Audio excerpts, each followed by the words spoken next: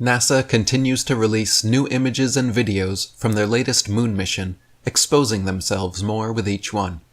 Meanwhile, backpedaling space fantasy fanboys are working overtime, making excuses for all the anomalies and inconsistencies. Let's start with a quick slideshow of some of the new Earth and Moon images being given to the public, claimed to be real, handheld photographs taken by astronauts through windows in a rocket flying at speeds between 3,000 and 22,000 miles per hour. Most things filmed outside through your car window going just 65 miles per hour are a blur. Yet, NASA never seems to have this problem, even at the incredible speeds they claim to attain. To a discerning eye, the colors, lighting, and textures in these pictures are all very synthetic and unrealistic, looking much more like CGI than actual photography. Here is actual video of the moon taken from Earth by a Nikon P900 super zoom camera. We can see the moon's color, lighting, and textures from Earth in amazing detail with just an 83 times zoom camera, which first of all suggests the moon isn't 240,000 miles away as claimed, but also shows how unnatural and unrealistic the new Artemis images actually are. Even AI bots that are trained to detect and differentiate real photographs from CGI are claiming the new NASA images are fake. In 2026, with the level of realism that CGI, AI, and deepfake technologies have achieved, to see these images and not be at least a little suspicious if they could possibly be fake is frankly disingenuous and gullible beyond belief. Let's look at this image called A Setting Earth. Notice how clear the craters, shadows, and subtle textures appear. It looks like the camera is only a few dozen, or at most a few hundred miles away from the moon's surface, being generous. NASA claims, however, that at its nearest, Artemis II was never any closer than 4,000 miles away from the moon. Now let's compare that with the following Apollo 11 image from 1969, where the astronauts were supposedly only 60 miles away from the lunar surface. Look at the difference in detail between 60 miles away and 4,000 miles away. Why does everything look far more textured and detailed from 4,000 miles away than it does from 60? Could it be because photo fakery has come a long way since the 60s, and it actually has nothing to do with their supposed distance from the moon? Notice how much more detailed the lighting, shadows, textures, and contrast are on the Artemis moon images. Also, as a quick aside, if all of these moon craters were supposedly created by meteor impacts hitting the surface, how is it even remotely possible that every single meteor arrives at a straight 90 degrees above the surface's zenith? Every crater is a perfect circle. None of them are oblong or elongated as they would have to be if meteors were actually striking from all angles. Now let's look at this image called A Distant Crescent of Home. Notice, first of all, the wonky shape and how both the tiny Earth and the moon appear to be smushed from top to bottom. This is similar to the effect seen during the live stream when during one section of time, the moon drastically changed shape from a circle to a potato. In this image, the crew was allegedly 40,000 miles away from the lunar surface and 252,000 miles away from Earth. Earth's diameter is supposedly 4 times wider than the moon, while visually, in this picture, the moon's diameter is at least 4 times wider than the Earth. Being generous, it actually appears 5 or 6 times. Now, doing the math, 252,000 divided by 40,000 is 6.3, meaning the crew was 6.3 times closer to the moon than the Earth. But for an object that's actually 4 times smaller to appear 4 times larger, the observer must be situated 16 times closer to the smaller object. In this case, however, Artemis is only 6.3 times closer to the moon than Earth. That is a factor of over 10x discrepancy between the relative size and alleged distances of these two objects and the camera. The Earth should appear considerably larger in this picture. Now compare it back with the setting Earth picture we analyzed first. Here we are supposedly 4,000 miles from the lunar surface and approximately 243,000 miles away from Earth. So compared to the last image, where the crew was 252,000 miles away from Earth, here the crew is only 9,000 miles closer to Earth than in that image.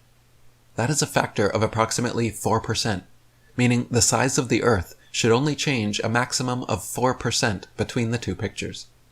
In reality, however, and you can measure this for yourself with a ruler and the original NASA.gov images, the Earth changes size a factor of over 1,000% between the two pictures. The Earth is only 4% closer in the second image, but yet appears 1,000% larger. There was a similar size discrepancy in the images sent from Artemis, claimed to be halfway to the Moon. During their live stream, they stated they were halfway to the Moon, and yet the Moon appeared much smaller than it does on Earth. In their Hello World image here, only a portion of Africa and a bunch of ocean is shown, leaving the entire other 6 continents to impossibly fit on the other 50% of their CGI globe. In addition to this, they took another similar shot called Dark Side of the Earth, where the exact same cloud patterns are shown as in Hello World. Some people are claiming these images were taken only minutes apart from one another, but as you can see directly from NASA.gov, they state that one was taken on April 2nd and the other was taken on April 3rd. Either way, if they were taken on different days, how could the clouds stay the same?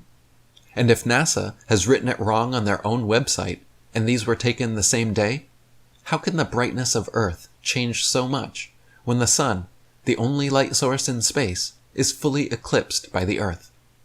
They also show Earth images like this, where part of the Earth globe is completely dark, hidden behind a Terminator line. How is it that Earth can be shown 3 totally different ways like this? Fully lit, dimly lit, and completely dark. Finally, let's take a look at some video glitches proving they are using CGI, or more specifically, augmented virtual reality, to create all the floating objects the crew interacts with on the spacecraft. They are constantly playing with stuffed toys, their food, the microphone, and other objects to convince the public that they're really floating in outer space and not simply suspended on wires in a studio. But watch as this food pouch spins near this astronaut's face. You can see as the edge grazes his forehead, it glitches out and goes right through, rather than realistically touching his face.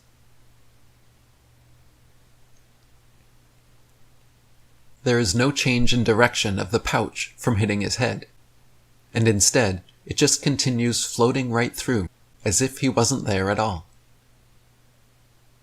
Now pay attention to the red spot on the white pouch.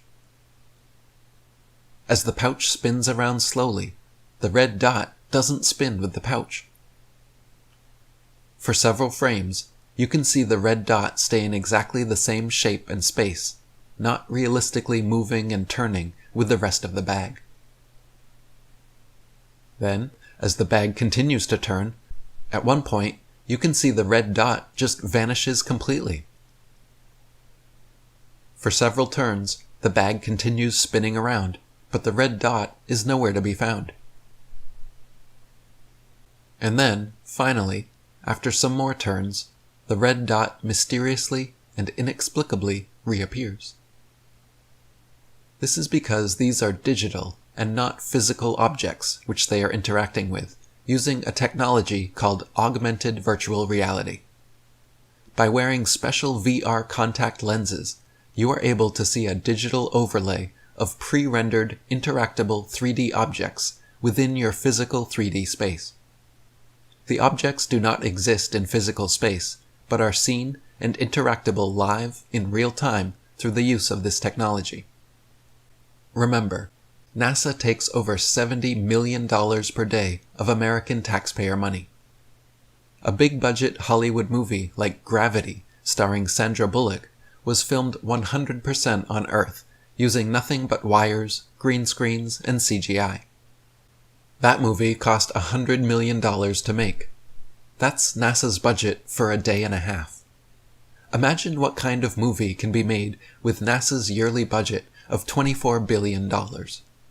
In fact, you don't have to imagine, because this entire Artemis II charade and everything else from NASA is exactly that. A big-budget Hollywood production made with the express purpose of disseminating this propaganda into the minds of the masses. The loyal NASA fanboy sycophants will try to make excuses and brush these impossible anomalies and wild discrepancies under the rug.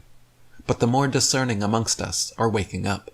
And I'm seeing this Artemis mission backfire as many more people are finally seeing through the lies.